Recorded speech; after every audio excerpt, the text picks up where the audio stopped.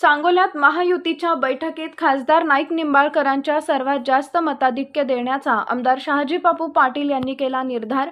माढा लोकसभा मतदारसंघात खासदार रणजितसिंह नाईक निंबाळकरांना सर्वाधिक मताधिक्य मीच देणार, आमदार शहाजीबापू पाटील। माढा लोकसभा मतदारसंघात मीच मोठ्या मताधिक्याने निवडून येणार, खासदार रणजितसिंह निंबाळकर।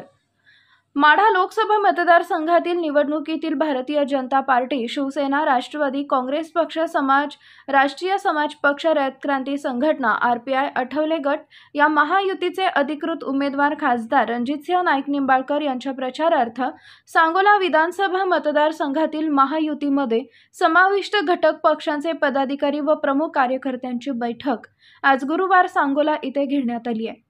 तर या बैठकीला महायुतीतील तिन्ही पक्षप्रमुखांच्या पदाधिकारी व कार्यकर्त्यांची उपस्थिती होती।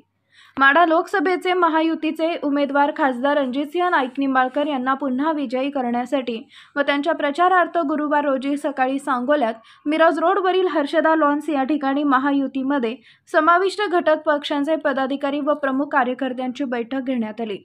या बैठकीला महायुतीचे उमेदवार खासदार रणजितसिंह निंबाळकर, आमदार शहाजीबापू पाटील, माजी आमदार दीपक आबा साळुंखे पाटील, शिवसेना नेते भाऊसाहेब रुपनर उपस्थित राहून मार्गदर्शन केले। पंचायत समिती गणनुसार बैठक होणार आहे।